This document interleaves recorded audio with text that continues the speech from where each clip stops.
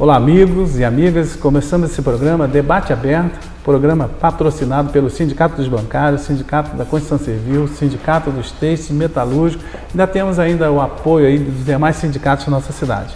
Feito para você, trabalhador, para toda a sociedade, onde nós vamos debater os assuntos que estão acontecendo na nossa cidade, no estado, no país. E você pode falar com a gente através do telefone 2522-3164 ou então através do nosso e-mail sindicatosemmovimento@gmail.com para você interagir, mandar sugestões, críticas que a gente espera de você. Hoje a gente está aqui com o nosso companheiro, amigo, deputado estadual pelo PSOL, Flávio Serafini. Olá, Sérgio, tudo bem? Olá, Edil, tudo bem? Prazer estar aqui com você num programa patrocinado e construído aí pelos trabalhadores. É uma experiência importante que deve ser valorizada. A gente tenta, esse programa é isso que a gente está falando. A ideia do programa é justamente debater, levar para os trabalhadores o que a grande mídia não traz. Muitas vezes a gente vê acontecendo muitas coisas e a grande mídia mascara. E a gente aqui é aberto, quando a gente fala um debate aberto, para quem quiser participar, a gente convida. Inclusive o seu prefeito é convidado, vamos esperar que ele venha, doutor Renato Bravo. A gente, então aproveitando a sua presença aqui em Friburgo, o deputado Flávio, ele está hoje aqui em Friburgo porque vocês foram ao Ministério Público, o mandato apresentar uma representação a respeito daquela tromba d'água, represa arrebentada em Deboçan, né? O que o mandato de fato veio fazer e o que você espera do Ministério Público? Bom, a gente tem uma preocupação porque o relato dos moradores e a nossa equipe esteve lá visitando a área da represa logo assim que aconteceu o episódio da inundação ali no distrito de Muri, onde cerca de 60 casas foram atingidas. E a gente tem duas versões que circulam ali. Uma delas é de que a enchente teria sido causada diretamente pelo transbordamento do rio, né, que teria realmente alcançado uma força atípica e feito uma inundação ali que pessoas que moram lá há mais de 50 anos afirmam que nunca vivenciaram.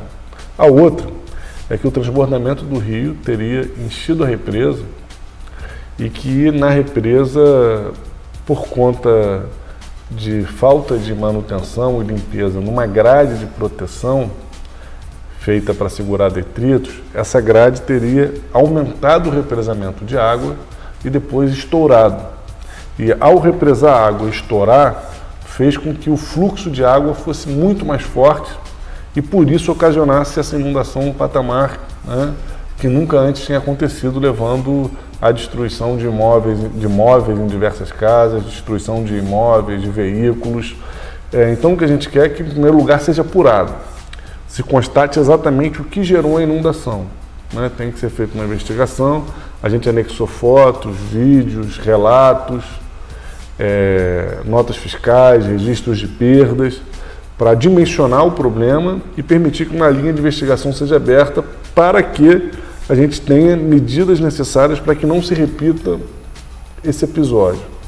Em segundo lugar, que uma vez se constatando haver responsabilidade da concessionária de água, né, responsável ali pela operação da represa, essa concessionária tem que indenizar aquelas famílias que foram atingidas. Então o objetivo é que o Ministério Público abra um procedimento que, por um lado, garanta a segurança daquelas famílias ali do distrito de Muri. Em segundo, que havendo responsabilidade da concessionária, a concessionária tem que indenizar as famílias atingidas. Mas a Defensoria Pública não deveria atuar nesse projeto também? Também. A gente acionou a Defensoria Pública, inicialmente a Defensoria não se prontificou a abrir uma ação civil pública. A gente então resolveu acionar o Ministério Público para que seja aberta uma ação e, por outro lado, nós vamos novamente contactar a Defensoria para que ela possa representar individualmente cada um dos moradores atingidos, para que cada morador que achar de bom tom mover um processo contra a concessionária tenha esse amparo na Defensoria, que é uma das suas atribuições, sem dúvida. A Defensoria Pública do Estado do Rio de Janeiro, na maior parte dos lugares, tem atuado de forma exemplar na garantia dos direitos da população. E vamos trabalhar para que aqui em Friburgo isso também aconteça. Você falando do Estado do Rio, a gente remete logo à questão da crise, né? Que fala Estado do Rio, a gente lembra de crise. Infelizmente, a gente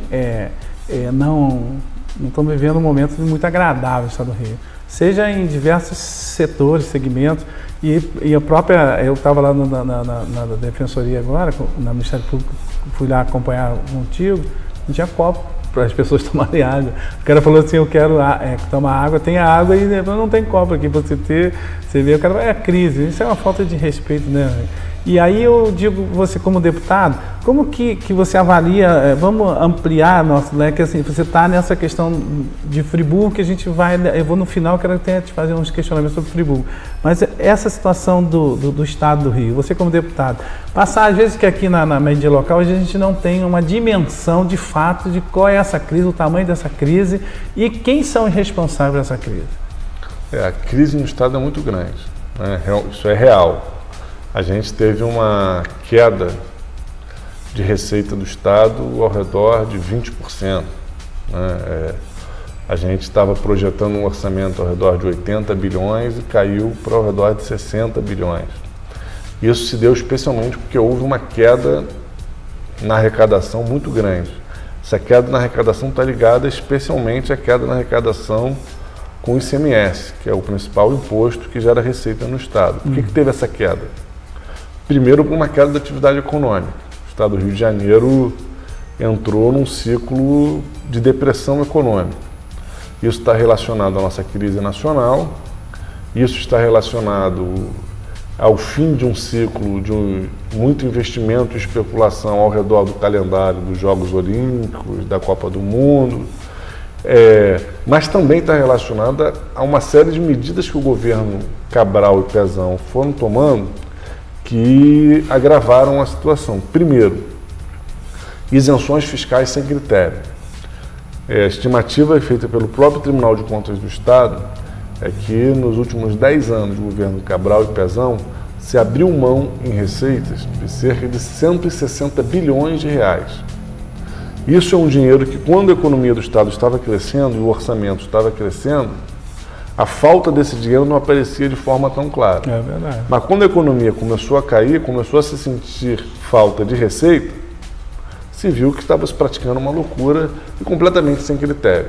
Na verdade, hoje se vê que boa parte dessa aparente loucura estava relacionado a esquemas de lavagem de dinheiro, de corrupção, mas no bojo disso entravam muito mais coisas. A gente viu, por exemplo, que essas joalherias que lavavam dinheiro para o Sérgio Cabral eram contempladas com isenções fiscais inexplicáveis. Porque joia é serviço essencial.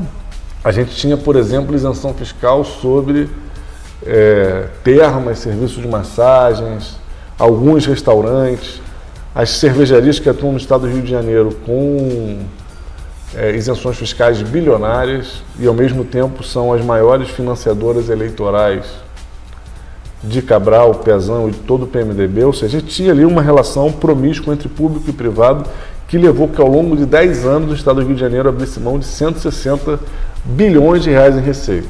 Ao mesmo tempo, o Estado do Rio de Janeiro foi aumentando o nosso endividamento para realizar, inclusive, muitas obras superfaturadas.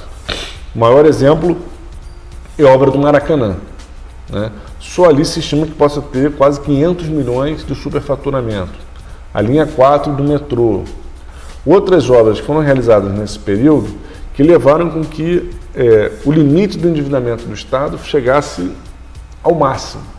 Quando a receita começou a cair, o que acontece? É crise. Você não tem mais por onde buscar receita, tem uma política de abrir mão de receita através das isenções e você está no seu limite de endividamento. Não tem muito para onde correr. Por quê?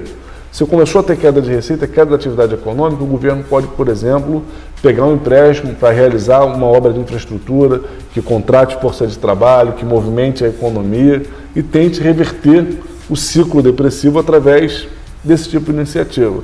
O governo do Estado do Rio de Janeiro estava com as mãos atadas, porque a loucura, a imprudência desse período de governo Cabral e Pezão fez com que o Estado do Rio de Janeiro Existe um vácuo, não digo nem um vácuo, existe uma situação hoje no Estado que as instituições elas acabam ficando sem credibilidade, né? Devido a essa má administração, essa visão de usar coisa pública para enriquecimento, para proveito próprio, por esse grupo que está aí há anos governando o Estado, E aí você tem esse reflexo dentro da Assembleia Legislativa também, que a Assembleia Legislativa também, você pode me dizer isso muito bem, né? O enfrentamento, ele não se dá como deveria ser dentro do próprio Poder Legislativo, porque eu vejo o Poder Legislativo muito subserviente, em grande parte, a essa situação. Olha, a gente está vivendo um momento da política brasileira que está vindo à tona o tamanho do comprometimento das nossas instituições. Por enquanto, especialmente as nossas instituições político-eleitorais, dos nossos executivos e do nosso Congresso, que na verdade eram eleitos através de financiamentos empresariais corruptos que elegiam seus próprios governantes, que não governavam para o povo, mas que governavam... financiamento. Exatamente, governavam para essas empresas, né? A empresa financiava a campanha e depois recebia o pagamento, né? Com juros, só que um pagamento feito através do Estado, da coisa pública que se voltava para o interesse privado. A gente viu isso no caso da JBS, a gente viu isso no caso das empreiteiras, agora estamos vendo isso aqui no caso das empresas de ônibus no Rio de Janeiro. E no parlamento, como é que a gente vê isso? Eu fiz um levantamento sobre quem financiou cada campanha eleitoral. A gente vê que cada grupo de deputados de diferentes partidos tem como principal financiador de campanha uma cervejaria A beneficiada com subsídios fiscais, outro a empreiteira B favorecida com obras sem licitação, etc. A gente vê que, pela linha, a impressão que dá, a análise que a gente fez desse financiamento, é que, na verdade, não é que as empresas acessem direto todos esses deputados. Eles têm aqueles deputados que coordenam o financiamento da campanha dos outros. E essas, geralmente, são deputados que são lideranças, que têm bancadas com as quais eles têm influência. Por quê? Porque o nosso sistema eleitoral, ele funciona com duas disputas. Uma disputa entre partidos, o partido que tem mais voto elege a maior bancada, e outro uma disputa dentro dos partidos, onde os parlamentares mais votados são os que se elegem. Então você vê que o parlamentar A, do partido tal, ele é ligado a fulano do outro partido, porque fulano ajudou a financiar a campanha dele. E graças a esse financiamento, ele chegou na frente do outro candidato do partido dele que não aceitava financiamento empresarial, ou que não conseguia acessar, não tinha esse tipo de canal. Então esse deputado é sempre um deputado que está na mão de quem ajudou a financiar a campanha dele. Então o nosso poder legislativo ele é muito comprometido. Eu não vou te dizer que todos os deputados do parlamento são assim, porque eu, por exemplo, me elegi sem receber 1 centavo de empresa, né?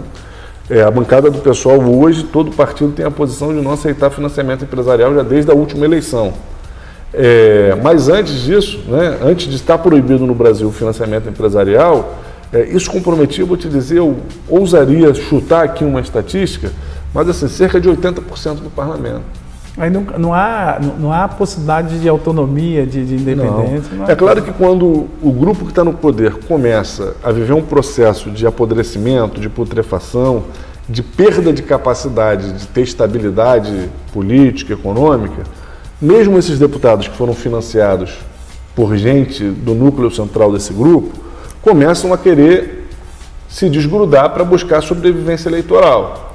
E alguns dessas cabeças desse projeto também começam a tentar se descolar para buscar sobrevida, né? Mas a lógica geral no parlamento é uma lógica de pouca autonomia. Mas hoje a gente percebe isso claramente, até nas votações, a gente percebe, por exemplo, a última votação que eu acompanhei, eu estava lá embaixo no Rio, junto com a minha esposa, que é funcionária do Tribunal de Justiça, é aquela votação mesmo da redução, do aumento da alíquota dos funcionários de 11% para 14%. Então tem uma crise, tem isenção, falta de divisão administrativa, falta de compromisso. Tira de onde? Vamos tirar do trabalhador. Aquilo ali foi uma maldade do governo. Por quê? Porque é evidente que a crise do Estado não tem como origem um aumento dos gastos com os servidores, né? A crise do Estado tem como origem uma queda brutal na arrecadação acompanhada do crescimento do endividamento, né? O crescimento da folha de servidores do Estado do Rio de Janeiro, no último período, ela aconteceu, mas foi dentro de um patamar razoável para você fortalecer os serviços públicos, né? Qual foi a opção do governo do Estado? Não mexeu até agora com subsídios fiscais, não busca outras fontes de receitas. Por exemplo, o Estado do Rio de Janeiro ele é credor de uma dívida ativa de quase 100 bilhões de reais. Ele pode cobrar essa dívida. Mesmo que ele não consiga receber tudo, mesmo que ele não consiga receber 30%, se ele recebe 5%, se ele recebe 5 bilhões, já ajuda. Nesse quadro atual, por exemplo, a gente terminava o ano bem. O Estado não faz isso. A previsão do Estado, por exemplo, para o ano que vem, é com a dívida ativa arrecadar só 237 milhões. Uma dívida de quase 100 bilhões. É a cobrança mais ineficiente que existe. O Estado não faz nada disso, faz o que então? Aumenta a contribuição sobre o servidor. Eles argumentavam que tem uma distorção entre o que o Poder Judiciário e o Poder Legislativo contribuem para a Rio Previdência. Por quê? Porque o servidor, quando ele está na ativa, ele é vinculado ao seu poder. E o pagamento do seu salário sai desse poder. O servidor do Legislativo é pago com orçamento legislativo. O servidor do Judiciário, pago do Judiciário. No MP, mesma coisa. Quando se aposenta, vai todo mundo para o Rio Previdência. E quem capitaliza a Rio Previdência é o Poder Executivo. Então eles argumentavam que aumentando a alíquota do servidor, se aumentaria também a alíquota dos poderes e isso ajudaria a corrigir essa distorção. Mas isso é uma balela, porque você poderia aumentar a contribuição dos poderes sem precisar aumentar a contribuição dos servidores. Na verdade, o que entra de dinheiro novo nessa conta é só o dinheiro que o Estado pagava de salário para os servidores que agora ele confisca. E esse, se você pensar, 3% ao mês não é nada. 3% ao mês equivale, ao longo de um ano, a você extinguir a remuneração das férias. As férias não é 1/3 de férias remuneradas, a pessoa recebe 1/3 a mais. É como se a pessoa perdesse isso. Porque 3% ao mês, são 12 meses, 36%. Ele está perdendo mais até do que uma antecipação da reforma trabalhista previdenciária. De alguma forma, é uma retirada de direitos do servidor, né? Não é só um aumento da contribuição, é uma retirada de direitos. Esse governo ele já se caracteriza ineficiente, já se caracteriza envolvido em todas as falcatruas, e nós temos que lembrar que é o governo do PMDB, que é o mesmo governo que está conduzindo o país hoje, levando a uma crise sem precedentes. A gente vai ao intervalo, a gente volta já, porque a gente já tem mais a conversar. A gente vai ao intervalo de volta. O Sindicato dos Trabalhadores da Construção Civil do Norte Fluminense oferece convênios com clínicas médicas, odontológicas e atendimento jurídico. E ainda temos convênios com radiologia, aparelhos auditivos e exames laboratoriais. Além de cursos de informática, inglês, faculdades e até para aluguel de carros. Para o seu lazer, disponibilizamos para você o convênio com a colônia de férias do Sindicato do Vestuário. Sindicalize-se. Venha nos fazer uma visita. Rua Arizão Pinto, 91, Centro, Nova Friburgo, 2528-7314. E Rua Padre André Boaventura, 19, Cordeiro, 2551-1212. Acesse também nosso site www.stic.com.br. Sindicato da Construção Civil. Juntos somos fortes.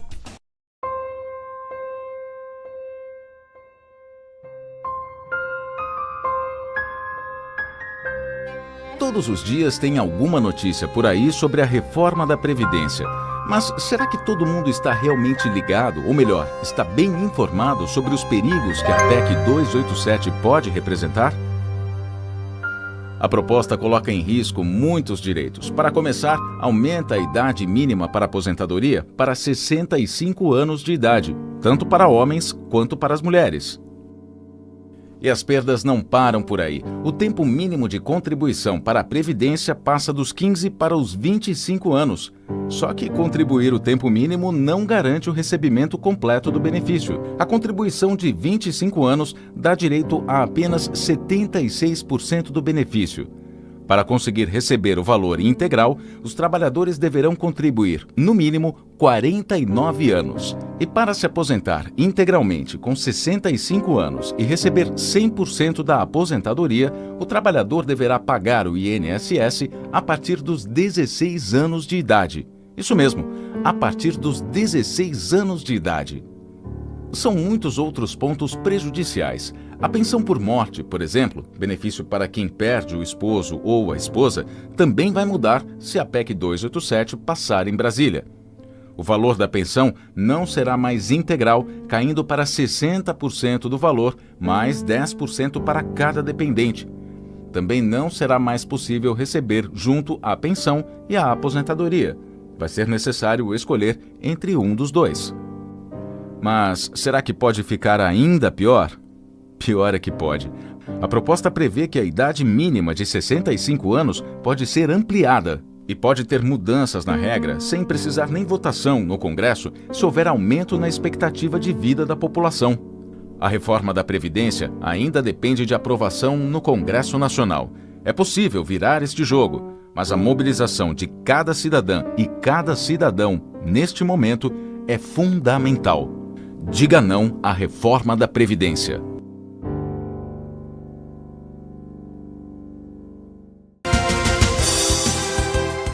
Olá, amigos, voltamos com o programa Debate Aberto, programa feito para você, que tem o patrocínio dos sindicatos bancários, Sindicato da Construção Civil, Sindicato dos Três, Sindicato Metalúrgico e apoio dos demais sindicatos da nossa cidade. Nós estamos aqui conversando com o deputado Flávio Serafini, né, que está aí. Flávio, você tem um vínculo com Friburgo, né? Porque a gente, você vem a Friburgo, mas é importante a gente se lembrar que Flávio é casado com uma friburguense, né? Isso, casado com uma friburguense, casado aqui em Nova Friburgo, né, no Colégio Anchieta. Então você tem esse vínculo e a gente está sempre aqui na cidade e apoiando o movimento social. E a gente tem batido papo. No primeiro bloco a gente conversou um pouco sobre essa crise do Estado. E a gente vai nessa linha. Vou aproveitar você até para a gente esclarecer um pouco a sociedade friburguense sobre essa loucura que está no Estado do Rio. A gente falou da questão do governo, da falta de credibilidade, da corrupção que está envolvendo esse governo, mas aí, no final, a gente foi falando um pouco sobre a Assembleia Legislativa.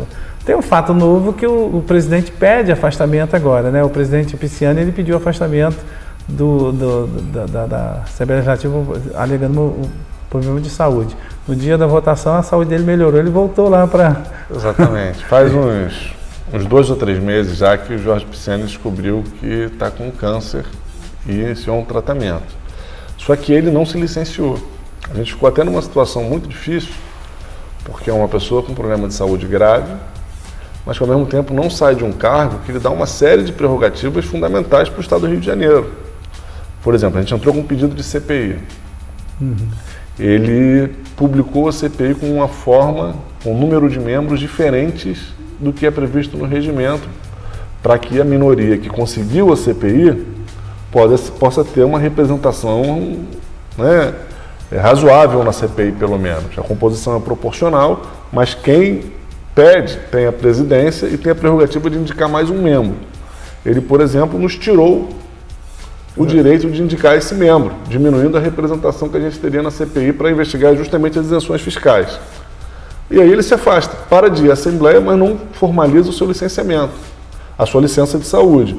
Então a gente não tinha um presidente para cobrar, porque ele não estava mais lá. Ele não estava lá para a gente cobrar dele, não tinha nenhum outro presidente que a gente pudesse cobrar, porque o presidente continuava sendo ele que não estava indo lá. Ficou um vácuo. Eu acho que foi um vácuo até que foi para o PMDB, para esse grupo político que dirige o Estado. Foi um vácuo até que foi bastante, para eles, útil. Porque é isso, ficou um período onde a gente não tinha de quem cobrar. Agora, a gente até chegou a entrar na justiça cobrando isso, etc. Agora ele resolveu formalizar esse afastamento. A gente acha que é importante, até para que ele possa se dedicar ao tratamento dele e a Assembleia Legislativa possa ter quem responda. É muito presidencialista, cabe ao presidente uma série de decisões. É o poder, que o presidente tem que estar lá para que possa ser cobrado, né? E a Assembleia Legislativa vive um momento também assim, o governo ainda tem maioria, né? Ainda tem maioria, mas cresce o mal-estar. Cresce o mal-estar porque a gente vê que o PMDB no Brasil inteiro está envolvido numa série de escândalos de corrupção e provavelmente vai enfrentar o próximo processo eleitoral sem condições de enfrentamento, né? De vitórias, de sustentar eleições, né? O quadro lá na LERJ hoje é esse. O governo ainda tem maioria, aprovou o aumento na alíquota previdenciária dos servidores. Agora, na semana passada, aprovou um teto de gastos que nos preocupa, não hoje, o teto de gastos hoje, o governo está quebrado, né? Não adianta ter teto de gastos, né? A nossa preocupação é que quando o Estado começa a se recuperar economicamente, as receitas comecem a crescer, algumas áreas que não têm orçamento constitucionalmente definido, na educação e na saúde, o orçamento ele cresce no mínimo constitucional, você garante um mínimo para essas áreas. Mas, por exemplo, ciência e tecnologia, a gente tem o caso da UERJ, que já está uma crise. Numa pobreza, numa crise tremenda. Aqui em Friburgo mesmo tem uma unidade que está sofrendo. Quando o orçamento voltar a crescer, com essa lei de teto que o governo aprovou, essas áreas não vão poder ter uma recomposição orçamentária para... Eu sempre tenho debatido essa questão dessa lei de teto, que teve a nacional, né, que teve o projeto de congelamento de 20 anos, porque às vezes o cidadão que está nos assistindo, ele fala, não, mas tem que ter o controle, né? Eles vão com esse discurso, né, que é o controle, né?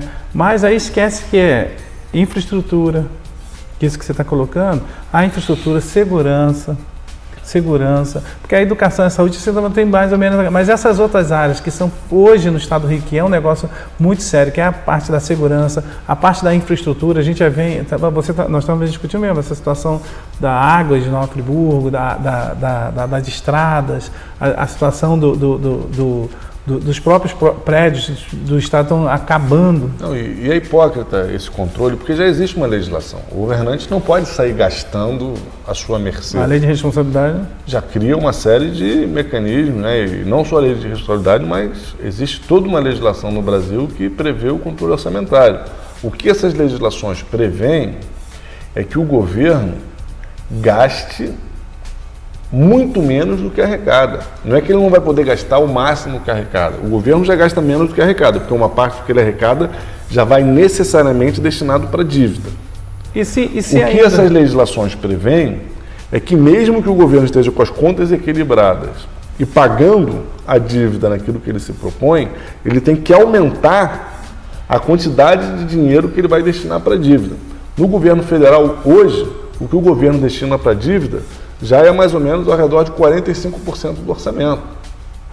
Se a gente tivesse, pelo contrário, ao invés do aumento disso, uma diminuição... Uma auditoria na dívida. Uma auditoria na dívida, que levasse a uma diminuição, como alguns países fizeram, a gente teria condições de financiar serviços públicos no Brasil muito melhores do que a gente tem. E sem contar, porque eu vejo também, não sei qual é a sua opinião, não existe um empoderamento popular, ou seja, a população, porque se fizesse, de fato, desse aos conselhos, à sociedade civil, a participação, ao mesmo tempo o poder de fiscalização na execução das obras, na execução dos projetos, eu com certeza sobraria dinheiro, porque aí diminuiria a corrupção, o ralo onde que o dinheiro estava sendo empregado, mas esses projetos vêm falando, não, vamos, mas em compensação, deixa a sociedade de lado, né? Exatamente. Então, na verdade, o que a gente tem são projetos de asfixia dos serviços públicos. O governo conseguiu aprovar e teve maioria ainda na LERJ para isso. Mas, por outro lado, é um governo que, ao não ter a expectativa de reeleição, não acredito nem que Pezão vai disputar, nem o PMDB... Ele tem falado que não vai chegar até o final. Colocaria o nome dele. A base do governo começa a dissolver. Agora, com o afastamento do Pisciani, eu estava brincando, dando algumas declarações para a imprensa, o Pisciani tem sido muito crítico do governo. Eu falei, ele é muito crítico, mas é o principal fiador. Uhum. Quem mantém a maioria do governo na LERJ é o Pisciani. Às vezes ele vai para o jornal, dá umas declarações duras, fala em impeachment do governador, chama o governador de incompetente, mas é o incompetente que é sócio dele. Ele é quem é o maior fiador do governo Pezão. É mais ou menos assim, a mão que afaga é a mesma que apedreja, né? Esse é o sentido ali da relação dos dois. Então o Pisciani é o presidente do PMDB, o presidente da Assembleia Legislativa e é o principal fiador do governo Pezão. Esse afastamento dele pode aumentar as dificuldades do governo Pezão na LERJ, porque hoje o governo Pezão não tem um nome na Assembleia Legislativa que seja um nome capaz de coesionar a base. Vamos ver se os diferentes quadros que o governo colocou lá para tentar melhorar a sua articulação política com o aprofundamento da crise, se vai conseguir dar conta. E ainda com esse vazamento agora, a Lava Jato chegando pesado no Rio de Janeiro, a Lava Jato chegando com a crise nacional e agora com essa prisão do Jacob Barato, Jacob Barata, não é isso? Isso. E o presidente da FETransport. Você vê que são coisas que a gente há um tempo atrás... É uma caixa preta, tão preta. Eu fui secretário de transporte aqui em Friburgo, eu sei o quanto que é difícil lidar com esse pessoal da área de transporte. Isso, se cai uma delação, isso deve ter caído como uma bomba dentro do meio político, nessa situação do Jacob também, né? Porque ele vem de uma linha nacional, uma linha de corrupção, de investigação, vem de uma linha, chega aqui, cai logo pega logo a caixa preta que é dos governos, essa caixa preta do transporte. Edil, nós do pessoal lá na Assembleia Legislativa, já em 6 ocasiões, colocamos como emenda e forçamos a votação de mecanismos que aumentassem a transparência sobre o controle do bilhete único. O bilhete único é um mecanismo de o governo subsidiar a passagem para quem pega mais de um transporte na região metropolitana. Movimenta por ano bilhões, né? Centenas de milhões, bilhões de reais. E quem controla esse sistema é a FETransport. A gente, na Lei de Diretrizes Orçamentárias, na Lei Orçamentária Anual, em 2 mensagens que o governo mandou para a Assembleia Legislativa, né, em 2015 e 2016, a gente colocou emendas para que esse processo da bilhetagem do bilhete único fosse controlado pelo próprio governo. A bancada do governo derrubou as nossas emendas 6 vezes para garantir que o sistema continuasse funcionando sem transparência. Agora, o presidente da FETransport é preso, o Jacob Barata, né, que é o maior empresário de ônibus do estado do Rio de Janeiro, um dos maiores do Brasil. Prontinho para fugir? É preso, e o que vem à tona é que existem delações falando da tal caixinha da FETransport que financia diversos deputados. Que diversos deputados prestaram serviços para a FETransport, a gente não tem dúvida, a gente já viu.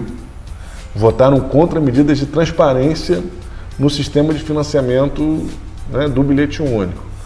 Agora, qual é o envolvimento de cada um? Vamos ver se isso aparece. Se isso acontece, porque na verdade a Lava Jato está num processo de...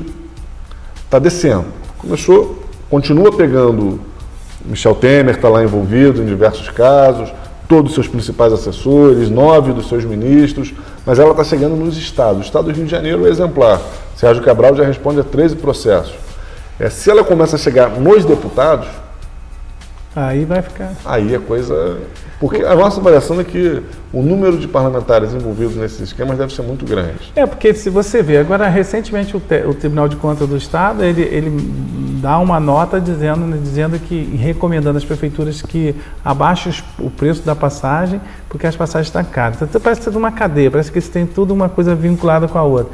E aí logo depois vem a prisão do Jacob. Aqui em Friburgo tem uma pesquisa recente, que a gente está tentando descobrir quem que encomendou, eu acho que pode ter sido o governo, mas ele se arrependeu, aí não vai dizer que foi ele que encomendou, que coloca como o serviço de transporte público municipal, 87% dos entrevistados dizem que é o pior serviço que tem de concessão em Friburgo. De fato ônibus quebrando, e o custo, o Friburgo uma passagem de R$3,90, uma passagem. Aqui é um problema histórico, né? Essa relação, uma única empresa, né? A única empresa, então, e a FETransport está aqui dentro. Quem hoje determina a ação é a FETransport, através da empresa, que a empresa não é mais de uma família local, é uma empresa, são empresas do Rio de Janeiro que compraram. Então, essa caixinha vai chegar aqui também. A gente tem que quebrar esses monopólios, isso é fundamental para ter serviços públicos de qualidade, né? E com relação a essa questão dessa crise da FETransport, provavelmente vai pegar alguns deputados, e aí o panorama político brasileiro vai começar a mudar. Mas fazer uma observação rápida aqui sobre a Lava Jato, porque é curioso. O Brasil tem o que a gente sempre chamou de Estado patrimonialista, onde há uma mistura interesse público e privado. A gente viu as empreiteiras pagando propina para ter obra, formando cartel para não ter concorrência. A gente viu a JBS pagando propina, recebendo superfinanciamentos, não tendo fiscalização, fazendo uma série de negociatas. A gente vê esse esquema das empresas de ônibus.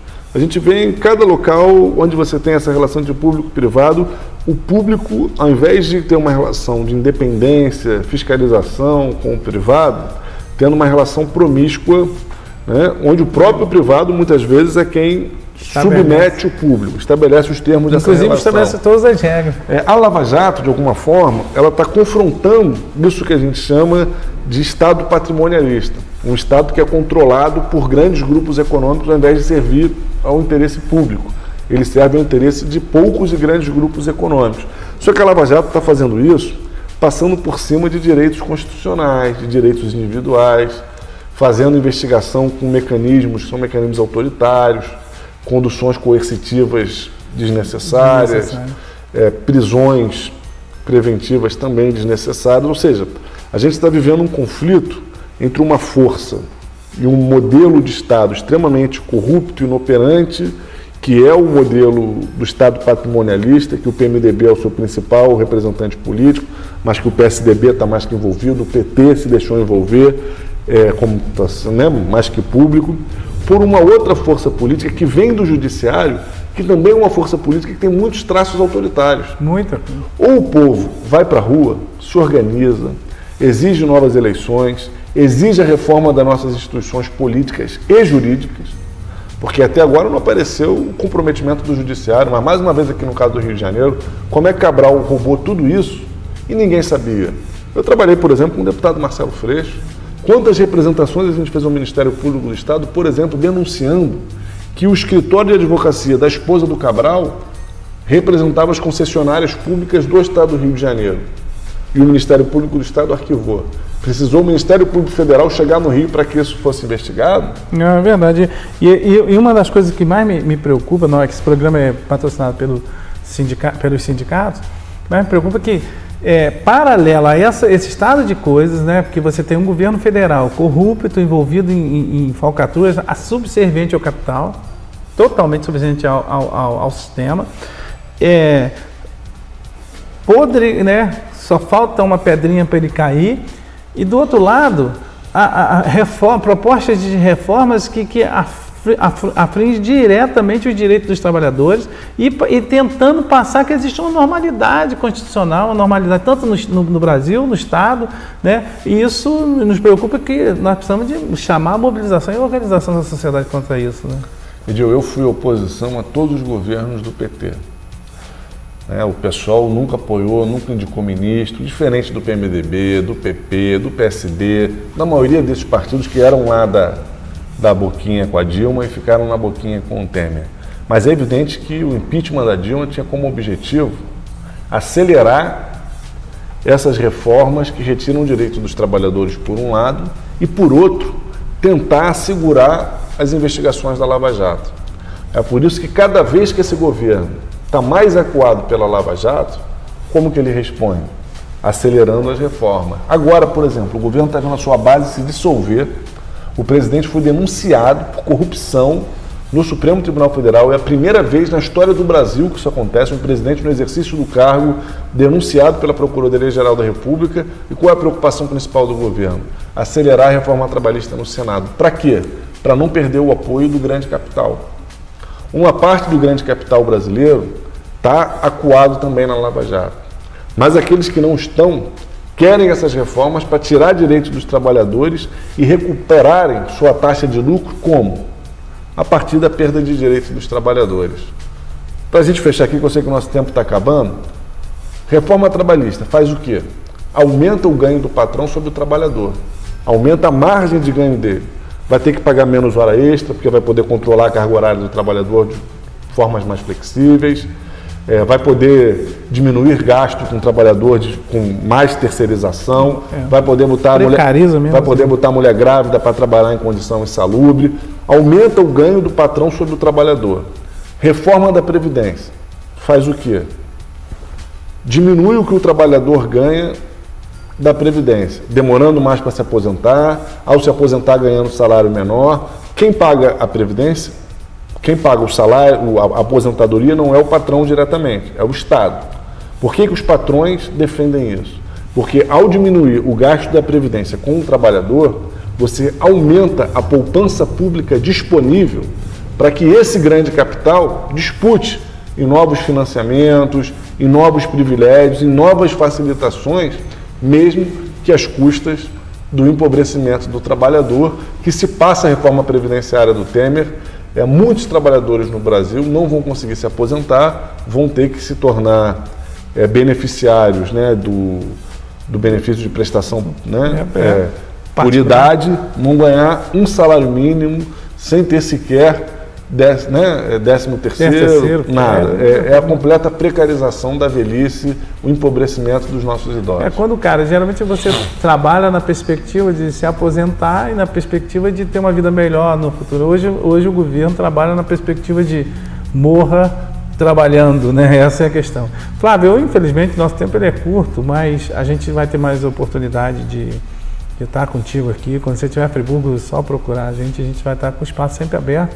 Agradecer a sua participação, foi muito legal trazer para você, trabalhador friburguense, um pouco do panorama que está acontecendo no estado, no município nem tanto, né, no país, né, no município a gente vai conversar aqui depois com outros companheiros sobre essa pesquisa e conversar sobre o estado, a situação de Friburgo não é diferente do que está acontecendo a nível nacional. Nós estamos com a saúde em frangalhos, nós estamos com o profissional da educação sem reajuste, nós estamos com a passagem de ônibus cara, nós estamos com um governo que está há 6 meses e não disse para que veio, então nós temos muita coisa a conversar. Então eu queria agradecer o espaço para que você faça as suas considerações finais, igual um debate, as suas considerações finais. Obrigado, Edil. Acho que a gente está vivendo uma situação no nosso país, no estado do Rio de Janeiro, que diz respeito à situação de vida de todo mundo. Por exemplo, esse governo do estado está querendo fechar escolas em vários lugares, inclusive aqui em Friburgo. É verdade. Esse governo do estado está retirando direitos dos servidores públicos, que afeta inclusive a população aqui de Friburgo. Faz uma farra fiscal lá na Assembleia Legislativa, aprovando isenções para um monte de setores sem nenhum critério, e a gente vê os setores econômicos aqui de Friburgo enfrentando dificuldades. Ou seja, o que está acontecendo diz respeito à vida de todo mundo, ao preço do pão, ao preço da roupa, ao trabalho, ao emprego de cada um e cada um. Mas a gente está fazendo uma batalha para mudar esse estado de coisas. É muito importante que a população acompanhe, porque ou o povo protagoniza as mudanças, ou a gente vai viver num país cada vez pior e cada vez mais autoritário. Obrigado aqui pela oportunidade de estar dialogando. Um prazer estar aqui no seu programa. Querido, então, te agradecer também a sua participação e dizer para você, companheiro, você trabalhador, que só o que vai mudar a nossa vida é na luta do dia a dia. Não adianta ficar esperando que as coisas vão acontecer, seja na mobilização, no seu sindicato, na sua associação. Quando a gente, do movimento social, convocar as passeatas, os atos para a rua, participe. Tem aí a reforma previdenciária, a reforma trabalhista, que vai retirar direito e precarizar a sua vida. Então não é só a sua, é da geração futura. Então a gente chama você para essa luta. Obrigado aí pela sua audiência e até um próximo programa, se Deus quiser.